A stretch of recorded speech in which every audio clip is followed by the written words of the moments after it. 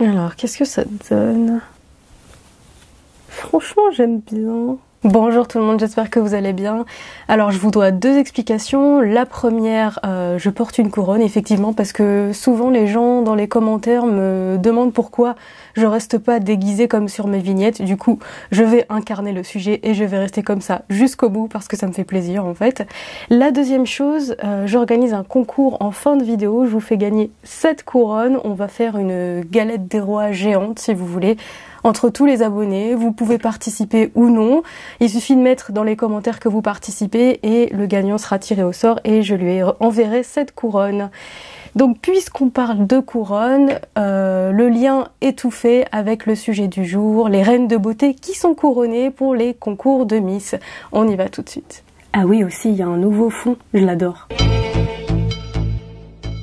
Cette année, on a beaucoup entendu parler des concours de Miss, qu'on soit intéressé par le sujet ou non, parce que Miss Univers est noire, elle est sud-africaine, parce que Miss France aussi est noire de peau et ça a beaucoup fait parler, ça a fait polémique.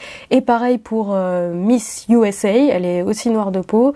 Et je reviens pas sur la polémique de la Miss Algérie de l'année dernière qui était noire de peau. Les médias ont mis en avant le fait que il y avait une polémique parce qu'elle était noire de peau, mais les Algériens se sont défendus en disant que non, c'est juste parce qu'ils trouvaient qu'elle était loin d'être la plus belle des candidates à ce moment-là. Bref, parenthèse fermée. Chaque année dans ces pays, que ce soit les États-Unis, la France, les Philippines, peu importe, il y a des concours qui sont organisés, jamais il manque un rendez-vous, mais c'est pas le cas forcément pour les pays arabes, c'est même loin d'être évident. Il y en a même pour certains pays où c'est interrompu depuis longtemps, ou alors il y a une année ça se fait, d'autres ça se fait pas. Donc on va en parler. Cette année par exemple pour le concours de Miss Univers, il y a seulement l'Égypte qui a eu une représentante, elle s'appelait Diana Hamed, mais la Miss nationale, celle qui était officiellement Miss Égypte avec le concours national, c'était pas elle, elle s'appelle Ala Attaf.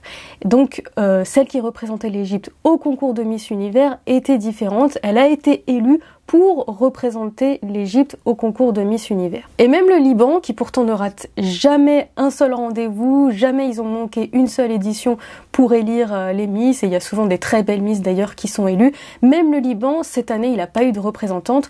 Pourquoi? Parce que la chaîne qui a les droits de diffusion pour diffuser cette émission, pour diffuser le concours, a récupéré les droits, parce que pour la dernière édition, celle où la Miss a été élue, c'était une autre chaîne qui avait récupéré les droits et là donc la chaîne LBCI en l'occurrence a récupéré les droits avec l'aval du ministère du Tourisme. Du coup la chaîne LBCI a annoncé qu'elle allait organiser le concours pour cette année, sauf que ils ont obtenu l'autorisation trop tard, donc ils n'ont pas eu le temps j'imagine, et puis avec les événements récents on imagine aussi qu'ils ont peut-être d'autres choses à faire. Et résultat, il n'y a pas eu de candidate cette année au concours de Miss Univers pour représenter le Liban. En tout cas, les concours de Miss peuvent être très politiques et je dis pas ça parce que c'est le ministère du Tourisme qui donne l'autorisation aux chaînes pour diffuser ce genre de concours, mais c'est aussi parce qu'il y a des polémiques qui reviennent souvent.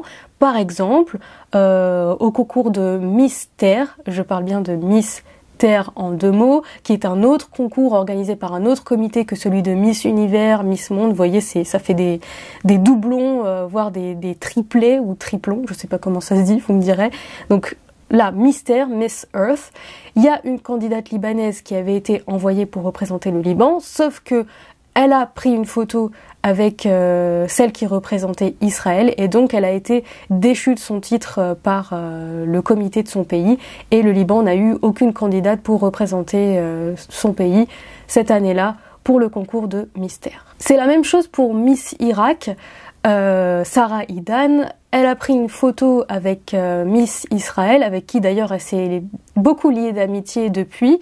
Elle a été menacée de mort, sa famille a dû quitter le pays et ensuite elle a été invitée par le gouvernement israélien et par son amie Miss Israël pour visiter Israël. Là aussi ça a fait polémique, son choix n'a pas plu à tout le monde, son choix a été très controversé et il y a beaucoup de médias qui ont rapporté que des parlementaires se sont réunis au Parlement pour la déchoir de sa nationalité. De manière générale, en Irak, c'est très difficile d'être une Miss.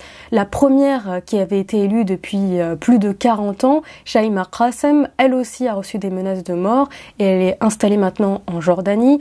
Et je vous parle même pas d'une autre Miss qui s'appelle Tara Fares, qui elle n'était pas officiellement Miss Irak, puisque je vous le rappelle, le concours avait été interrompu depuis plus de 40 ans et ensuite Shaima Qassem a été élue. Donc la première depuis ces quarantaines d'années. Elle avait participé à un autre concours alternatif, si vous voulez, mais en tout cas c'était une reine de beauté, c'était un mannequin. Elle était très populaire sur les réseaux sociaux, en particulier sur Instagram, et elle a été assassinée en pleine rue. Les autres critiques ou les autres polémiques qui peuvent exister dans les pays du Moyen-Orient et de l'Afrique du Nord, c'est lié au mouvement islamique, voire au mouvement conservateur, parce qu'ils considèrent que ces concours donnent une image dégradante de la femme, elle montre trop son corps, il y a les défilés en maillot de bain, etc. Dans le cas de la Palestine, par exemple, pour ne pas faire l'amalgame entre le fait pour une femme de montrer son corps et de représenter son pays, ils ont inventé carrément un autre concours qui s'appelle Miss Patrimoine et Tradition pour représenter le pays. La dernière en date, elle s'appelle Mariam Ayoub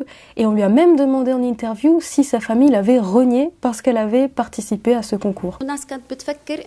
الجمال هي البنت اللي بتطلع تعرض جسمها وتطلع تعرض ازياء وهيك لا يعني كمان الصحافه كتبت على الحته دي لاهلك تبروا منك وعملوا معاكي مشاكل ايه حقيقة لا طبعا مش مزبوط هذا الحكي نهائي انا اليوم عايشه بحس بابا وماما وبحس اخواتي واهلي وعائلتي وما بقدر استغني عنهم ابدا وهم اصلا الناس اللي شجعتني. Finalement, le seul concours de beauté qui a lieu chaque année, c'est le concours de Miss Monde Arabe. Pour ceux qui n'en avaient pas entendu parler, comme son nom l'indique, c'est un concours de Miss auquel tous les pays arabes participent. J'ai contacté la présidente de la fondation qui organise ce concours, elle s'appelle Dr Hanan Nasser, et d'ailleurs je la remercie infiniment d'avoir répondu à mes questions, et elle m'a expliqué que ce concours comptait 22 États participants, sauf à l'exception du Qatar, et ça comprend aussi les Comores, Djibouti, la Somalie, la Mauritanie et même la Libye si vous voulez tout savoir. Le concours existe depuis maintenant 13 ans et la dernière en date, la dernière à avoir remporté ce titre de Miss Monde Arabe, c'était l'année dernière en 2019 et c'est une Algérienne, elle s'appelle Samara Yahya. Les valeurs prônées par le concours sont la pudeur, ils insistent beaucoup sur la pudeur, il n'y a pas de défilé dénudé, les Miss portent des tenues traditionnelles qui représentent les coutumes de leur pays et elles participent même à des espèces de concours de cuisine où elles sont invitées à préparer des plats typiques de leur pays. Comme d'autres concours de Miss dans le monde, les Miss participent aussi à des examens de culture générale, à des tests de personnalité et elles reçoivent aussi des cours, des séminaires si vous voulez avec des professionnels de l'esthétique et d'autres cours sur la culture, les traditions, le tourisme dans le monde arabe. J'ai demandé à la présidente du comité qui organise si ils avaient reçu des critiques ou des blocages de la part de certains pays et elle m'a dit que non, au contraire ils étaient toujours très bien reçus et que de toute façon ils insistaient pas sur le physique, sur la mise en avant des atouts physiques mais sur la pudeur, sur ce qui rapproche les pays arabes et sur la culture, sur le fait de représenter dignement son pays. Et figurez-vous que la première dauphine de l'année dernière, donc de l'année 2019, elle est palestinienne et elle a été reçue par le président Mahmoud Abbas de l'autorité palestinienne. Elle a été reçue par le président lui-même, donc ça montre que c'est un concours qui est plus ou moins bien vu. Côté conservateur religieux, c'est la même chose. Les femmes qui viennent des pays conservateurs islamiques ont le droit de concourir avec un hijab et par exemple la représentante du Yémen était voilée, les saoudiennes peuvent concourir voilées, donc finalement ça pose pas de problème pour les pays d'origine, pour leur pays d'origine. Voilà, j'ai terminé, j'espère que cette vidéo vous aura plu, certains trouveront ce sujet futile, moi je ne trouve pas. Quand on parle du Moyen-Orient et de l'Afrique du Nord, il ne s'agit pas que de politique, et puis ce genre de sujet, je trouve qu'ils en disent long sur la société dans le monde arabe et sur les mentalités surtout. Je reviens sur le concours, je vous rappelle que je vous fais gagner cette couronne, c'est une vraie, hein. Je veux dire, bon c'est pas de l'or, hein, vous imaginez, mais c'est en fer, en tout cas c'est rigide. Ceux qui veulent participer, laissez un commentaire, bon ne mettez pas juste je participe ou je veux participer au concours, mettez un commentaire sur ce que vous pensez de la vidéo ou un message encourageant pour moi. comme vous voulez, et puis préciser que vous voulez participer. Je tirerai au sort le gagnant et je lui enverrai cette couronne. Ce sera en quelque sorte lui qui aura eu la fève et donc il sera couronné roi, ou elle d'ailleurs sera couronnée reine. J'en profite aussi avant de vous laisser pour remercier tous les tipeurs, tous ceux qui m'ont aidé financièrement sur Tipeee.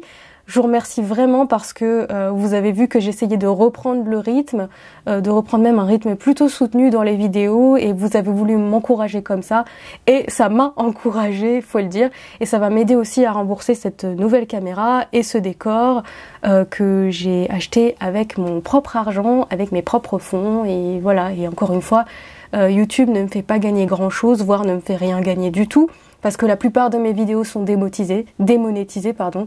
Voilà, c'est comme ça quand on parle de sujets fâcheux comme Israël-Palestine, comme les sunnites, les chiites, c'est pas rentable pour YouTube et c'est pas c'est pas super pour les annonceurs. Ils veulent pas associer leur image à ce genre de contenu. Voilà. Donc voilà, finalement je gagne rien ou quasiment rien avec YouTube. Voilà, je vous laisse, je vous fais plein de bisous et à bientôt.